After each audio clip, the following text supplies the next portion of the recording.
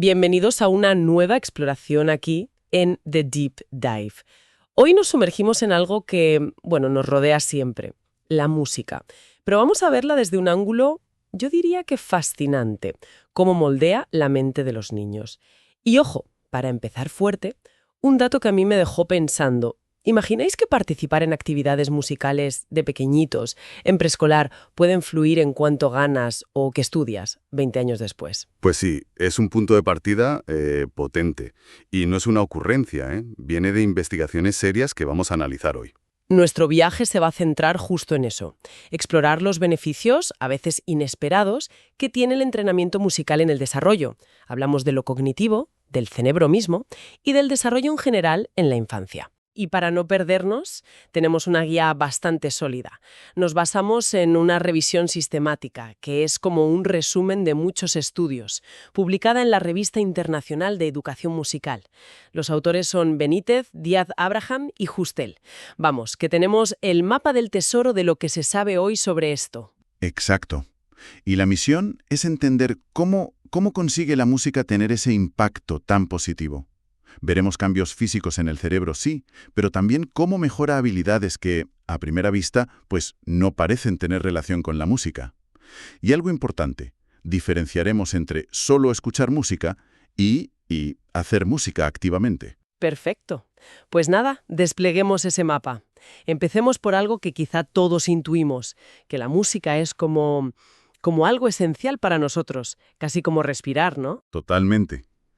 La fuente nos recuerda algo que a veces olvidamos. La capacidad para la música no es cosa de unos pocos elegidos. Como decía la investigadora Isabel Pérez, todos nacemos con esa capacidad. De hecho, Howard Gardner la metió en su lista de inteligencias múltiples.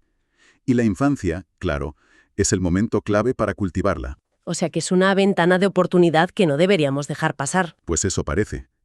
Investigaciones como las de Kemple sugieren que la aptitud musical empieza a desarrollarse justo ahí, en los primeros años. Por eso es tan importante, como señalan otros estudios, fomentar que los niños no solo escuchen.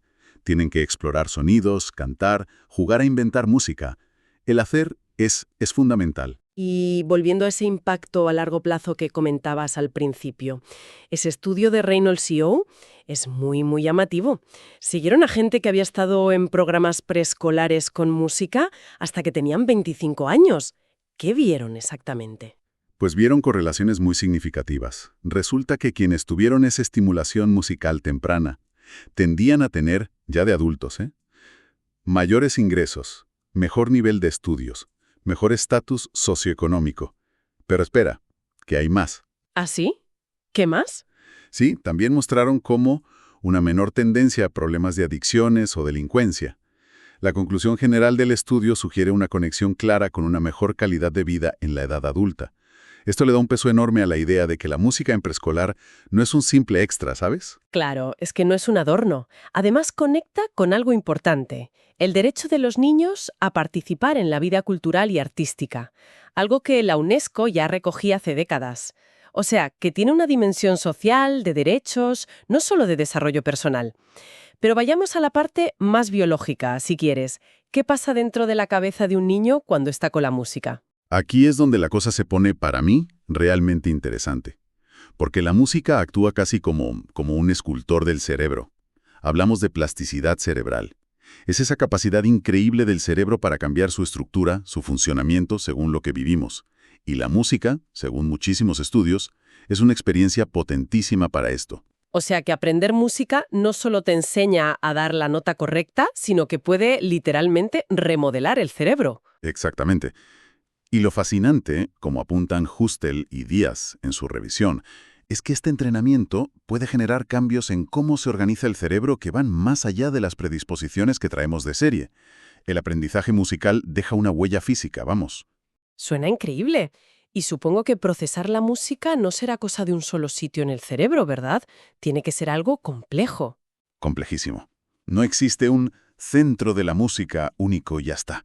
Elementos como el tono, el ritmo, el timbre, cada cosa se procesa en una red distribuida por muchas áreas, en los dos hemisferios. Y esta red no es igual para todos, cambia según la experiencia musical que tengas. Pioneros como Altemüller y Schlauch ya demostraron esto. El cerebro de un músico experto procesa la música diferente al de alguien sin esa formación. ¿Y hay estudios que muestren esos cambios de forma tangible en niños pequeños? Sí, sí, y algunos son muy reveladores. Por ejemplo, un estudio longitudinal de seguimiento, dirigido por Hyde, siguieron a niños pequeños durante solo 15 meses. Un grupo recibió clases de instrumento y el otro no. ¿Y el resultado? Cuenta. Pues el grupo que tuvo formación musical mostró cambios estructurales, medibles, en zonas del cerebro ligadas a la audición y al movimiento. Pero no solo eso, ¿eh? También mejoraron objetivamente en tareas motoras finas, como la agilidad de los dedos, y en habilidades auditivas, como distinguir melodías y ritmos. Y esto comparado con el grupo control, en solo 15 meses. Es impactante, sí. La rapidez con la que responde el cerebro. Mencionaste también algo sobre la conexión entre los hemisferios. Así, el cuerpo calloso es como la gran autopista de información entre el hemisferio izquierdo y el derecho.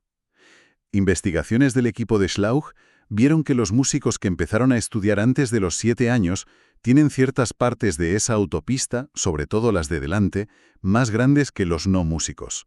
¿Y eso qué significa en la práctica? ¿Para qué sirve? Pues significa potencialmente una comunicación entre hemisferios más eficaz, algo que es crucial para coordinar las tareas tan complejas que implica tocar un instrumento, por ejemplo. Y otro estudio siguió a niños de 5 a 7 años durante 2 años y medio de práctica intensa.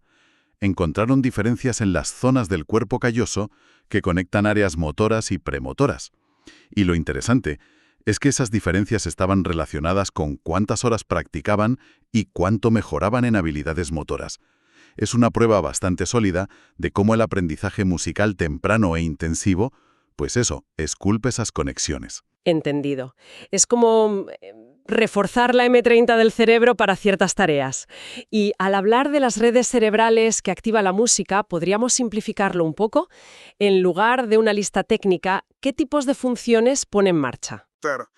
Pensemos en funciones clave. La música activa muy intensamente áreas de la memoria, tanto para recordar melodías como para aprender estructuras y patrones. Involucra muchísimo las áreas motoras, no solo al tocar, sino también al percibir el ritmo. Al cantar o procesar letras, activa centros de lenguaje. Y, por supuesto, tiene un impacto enorme en las áreas ligadas a la emoción. Y también a la atención. Es un entrenamiento cerebral muy, muy completo.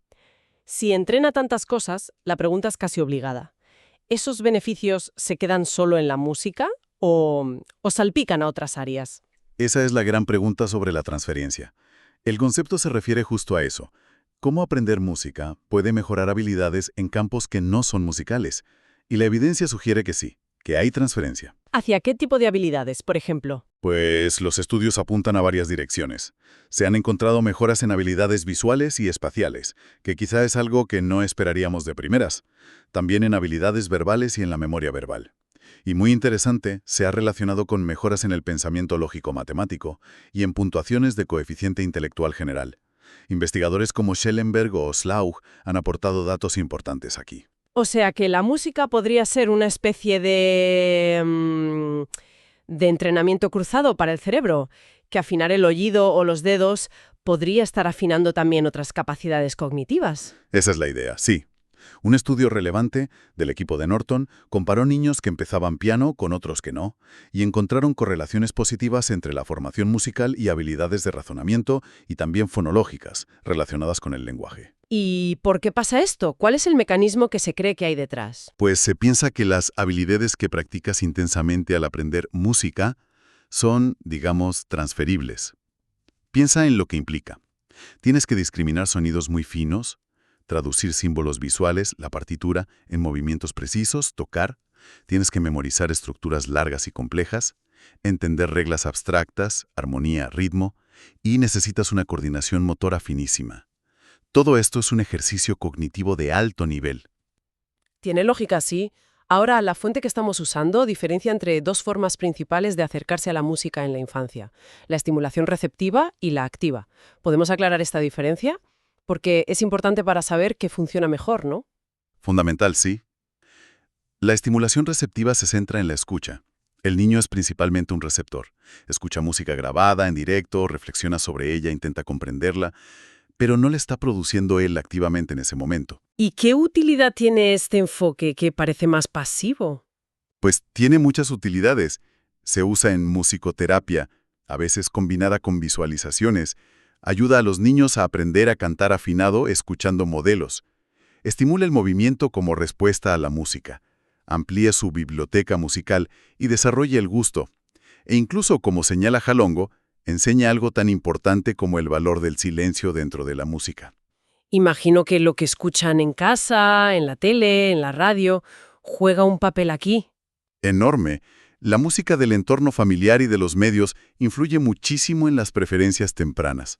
Eso lo muestra la investigación de Bestad, aunque la recomendación general suele ser, como sugería Tamerman, intentar combinar la escucha con algo de participación.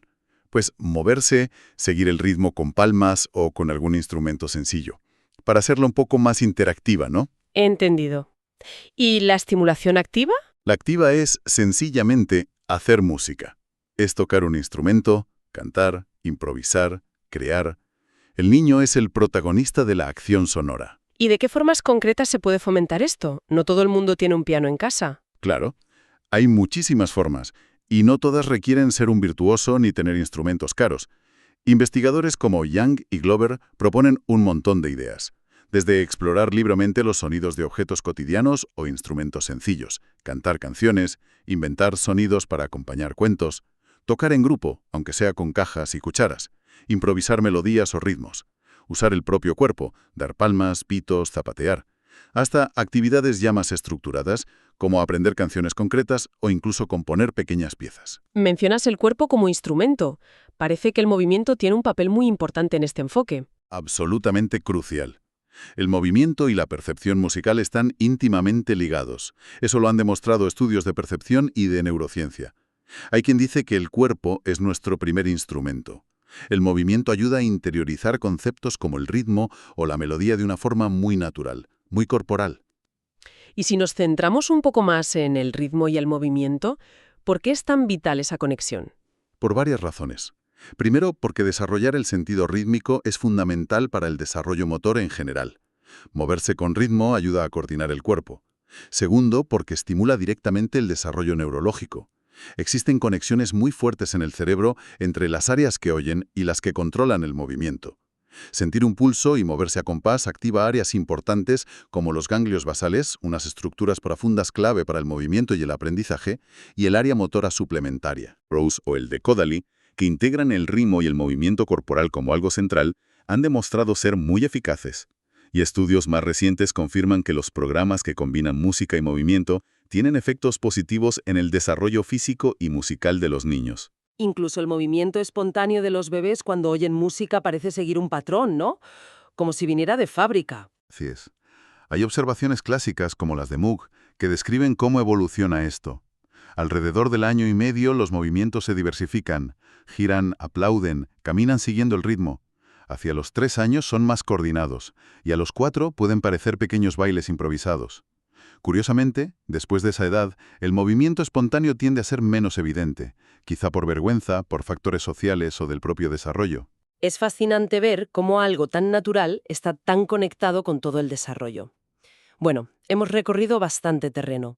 La música como algo innato, su impacto en el cerebro, esa transferencia a otras habilidades, las formas de estimularla. Si tuviéramos que sintetizar, ¿cuál sería el mensaje clave de todo esto? El mensaje central de la revisión es claro.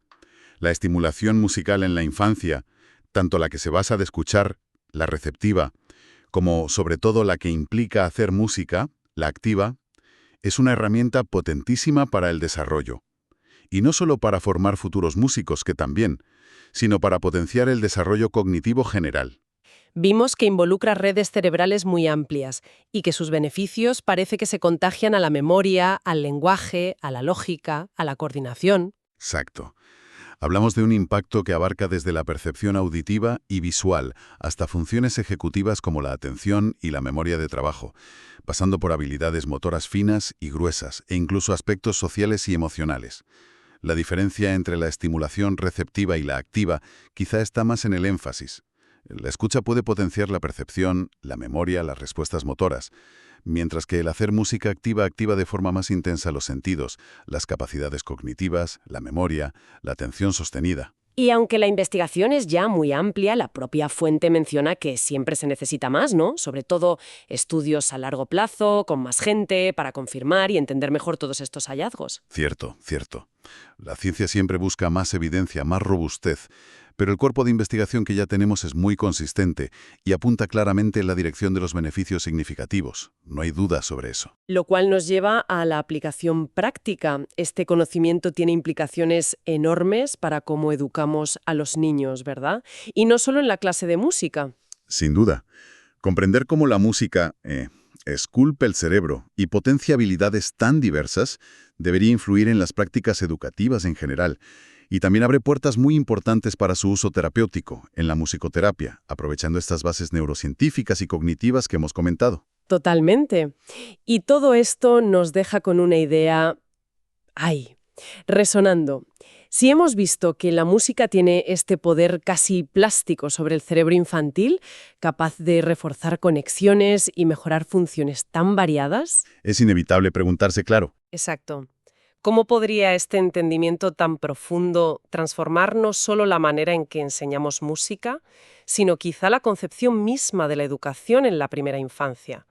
¿Podría incluso inspirar nuevas estrategias para apoyar a niños con dificultades de aprendizaje o desafíos neurológicos, usando la música como una herramienta de intervención basada en la neurociencia? es una pregunta que ya va un poco más allá de nuestra exploración de hoy, pero que surge directamente de la evidencia que hemos visto. Nos invita a reflexionar sobre el verdadero potencial de la música, no como un lujo ni como un adorno, sino como un nutriente esencial para el desarrollo humano desde el principio. Dejamos esa reflexión abierta.